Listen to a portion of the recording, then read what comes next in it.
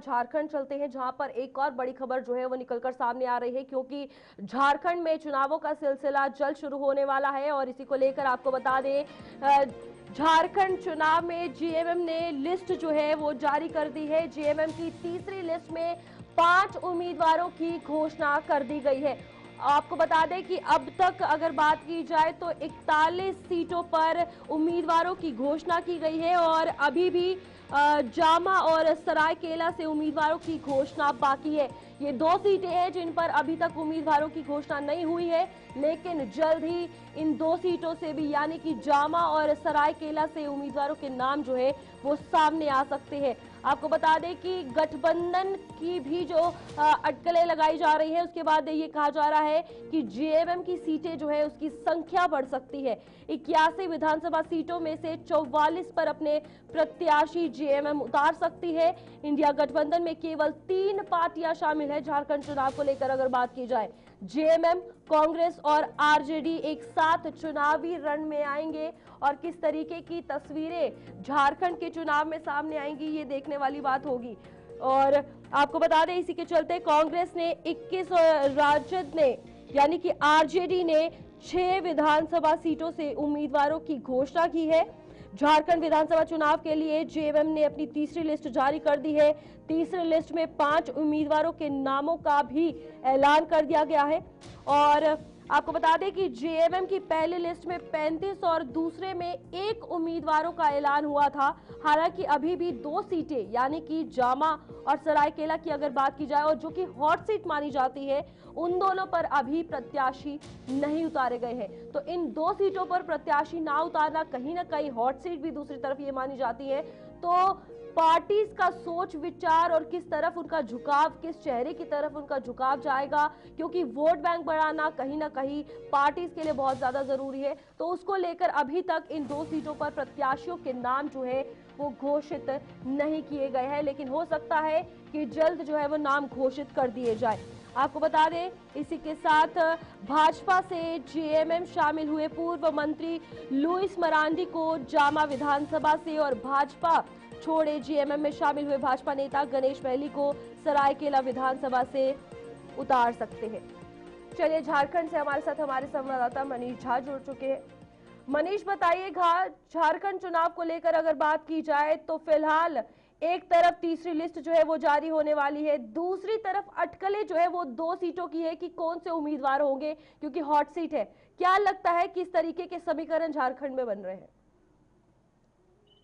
रूपाली, झारखंड अभी राजनीतिक अखाड़ा बना हुआ है। महाराष्ट्र में इतनी गुत्थी नहीं है जितनी गुत्थी झारखंड में देखी जा रही है। लगातार जो इंडिया गठबंधन के घटक दल थे, पहले सीपीआई उनके साथ थे और बातें आ रही थी कि तालमेल बैठ गई है, आने वाले समय में ये सभी मिलकर चुनाव लड़ेंगे। परंतु जो देर शाम कल खबर आई कि सीपीआई अलग हो गई है। अब आरजेडी, जेएमएम और कांग्रेस, ये तीनों मिलकर चुनाव लड़ेंगे।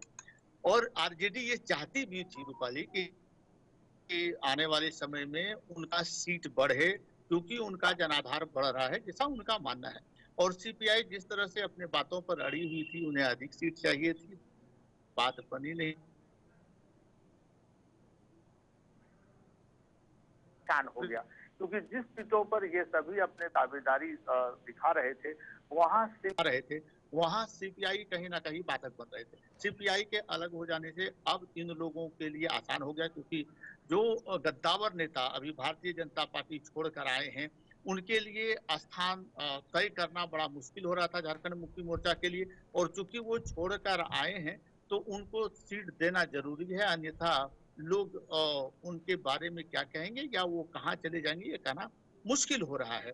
तो आने वाले समय में ही ये स्पष्ट पता चल पाएगा कि ये जो हॉट सीट है इस पर किसको जगह दिया जाएगा। परंतु लगभग तय है कि इनसे बात करके ही वो लोग यहाँ आए हैं, और उनके आने से ही जो सीपीआई के साथ इनका गठबंधन था वो सफल नहीं हो पाया, क्योंकि उनका कहीं ना कहीं दबाव था। और ये सभी गद्दावर नेता रहे हैं जो मुख्यमंत्री को हराने में सक्षम रहे हो पास्ट में, तो समझ लें कि उनका जनाधार क्या रहा है।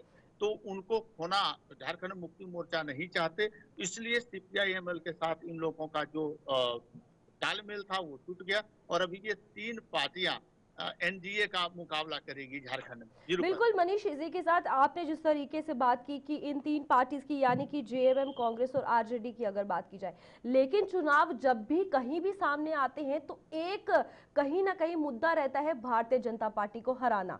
तो किस तरीके से अब लगता है, जहां एक तरफ सीपीआई को हटा दिया गया है क्योंकि सहमति नहीं बनी, दूसरी तरफ भारतीय जनता पार्टी को हराना एक बड़ा मुद्दा रहता है, किस तरीके से इस चुनावी रणनीति में अब ये इंडिया गठबंधन काम करेगा? इंडिया गठबंधन से जब पहले भी हम लोगों ने बात किया तो जो इनके घटक दल थे उनका कहना था कि मनाने का प्रयास किया जा रहा है, रूठने मनाने का दौर जारी था। देर शाम तक ये स्पष्ट हो गया कब वो साथ नहीं रहेंगे। अब एनडीए के लिए ये अच्छा या सुनहरा अवसर होता है कि इंडिया गठबंधन के घटक दल टूटते जाएं और आपस में ही प्रतिद्वंदता करें। क्योंकि मैं सिंदरी और निरसा दो विधानसभा का चर्चा करना चाहूंगा यहाँ रूपाली। इन दोनों जगह पर जो सीपीआई के जो इनके कैंडिडेट थे वो पिछले बार तीसरे नंबर पर आए थे और दूसरे नंबर पर कहीं जेएमएम थे तो कहीं तीसरे नंबर पर जेएमएम थे।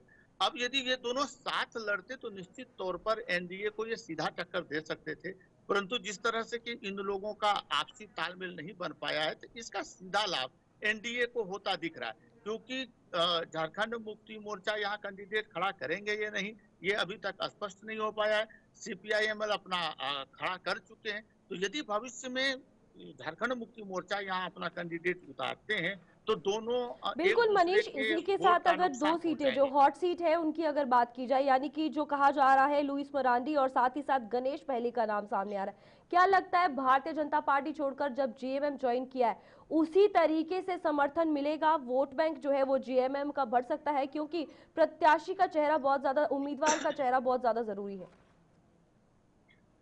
तो इसको दोनों दृष्टि से देखा जा सकता है रूपाली। जब प्रत्याशी का चेहरा का हम बात करते हैं, जिस तरह से लोकसभा में खुलकर सामने आई थी सीता सोरेन, गीता कोड़ा, ये सभी गद्दावर नेता रहे थे, परंतु जनता ने इन्हें नकार दिया, ये लोग चुनाव हार गए। तो आने वाले समय में ही यह स्पष्ट हो पाएगा, परंतु जो इन लोगों का चेहरा रहा है, जिस तरह से ये लोग चुनाव लड़ते रहे हैं और भारतीय जनता पार्टी से लुइस मरांडी ने मांग किया था कि उनके ही सीट बनी जामताड़ा वो। ठीक है मनीष, बहुत बहुत धन्यवाद आपका जानकारी देने के लिए। इसी के साथ झारखंड चुनाव को लेकर अगर बात की जाए तो फिलहाल तीन पार्टीज यानी कि जेएमएम, कांग्रेस और साथ ही साथ आरजेडी का गठबंधन हो चुका है। अब देखना यह है कि किस तरीके से झारखंड में चुनावी रणनीति पर समीकरण बनेंगे।